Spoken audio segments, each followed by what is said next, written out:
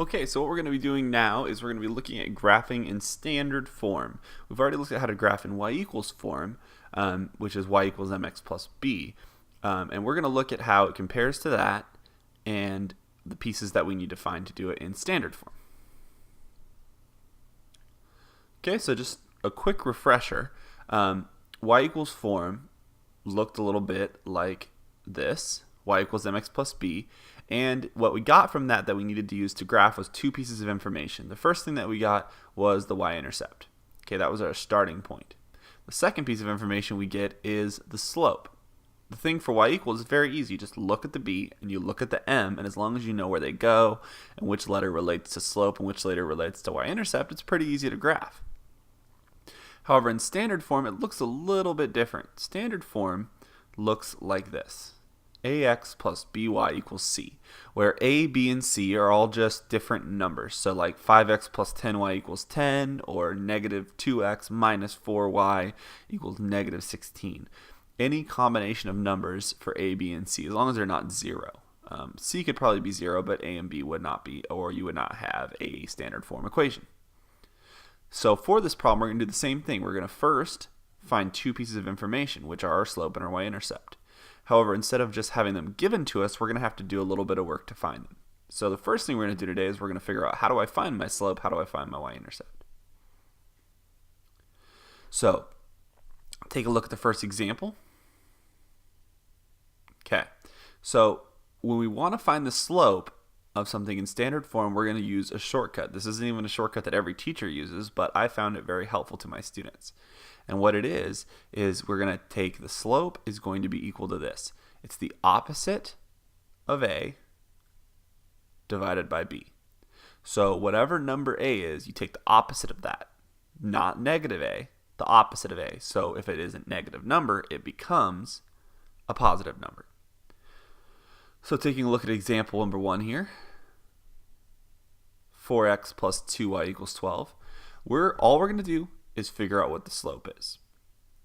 So in order to do that, we need to identify, okay, what is my a and what is my b? Well, remember, every single time the number that's in front of x, this number right here, that's your a. So if we take the opposite of that, we're going to get negative 4. Our b is right here. So that number is going to be 2. We don't change the sign of b, we only change the sign of a. So we're going to get the opposite of 4 is negative 4 over 2. Now you may look at that and say, but that's not simplified. Exactly. We want to simplify the slope as much as possible. It actually will give you the same answer regardless, but the reason we want to simplify it is if you're supposed to go up 50 over 30, that's a lot harder than going up 5 over 3. So when you simplify this, you're going to get negative 2 over 1. And that's it. We do have to, of course, figure out how to find the y-intercept, and we'll look at how to do that in a little bit. But for right now, we're just going to practice finding the slope. Okay, so here we're going to look at 3 examples. Okay, what I want you guys to do is pause the program right now and go ahead and try to figure out the slope using the opposite of a over b method, just to check if you're doing it correctly. So go ahead and hit pause, hit play when you figured it out. Okay, so this is going to go pretty quick. The first one's going to be the opposite of a, so instead of 2, it's negative 2 over b. Now b was already negative, so it stays negative. So you want to pay attention when you do a problem like this to the entire sign included. Okay, so at that point we're going to simplify, which makes 1/4.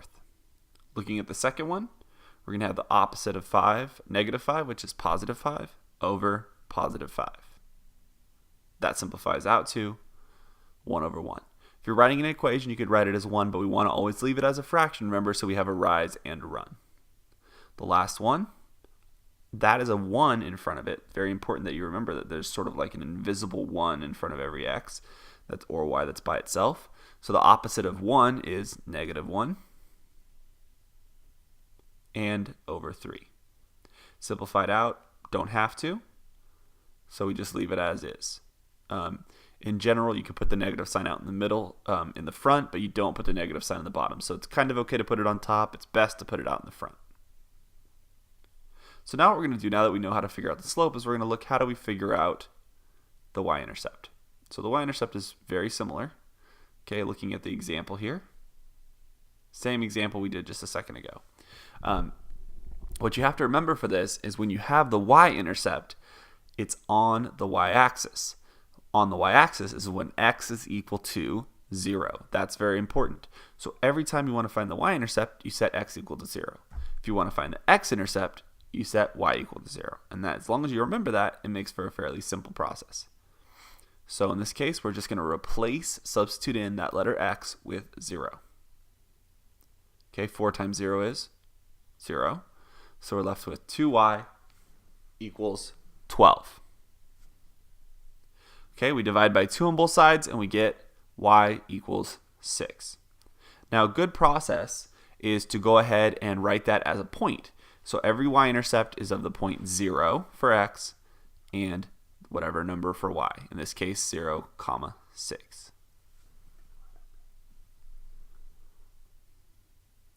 Okay, so what I want you guys to do is go ahead and you can have the same problems as before, but I want you to go ahead and substitute in 0 for x for each of these so you can find the y-intercept. So pause the program, go ahead and hit play when you're done.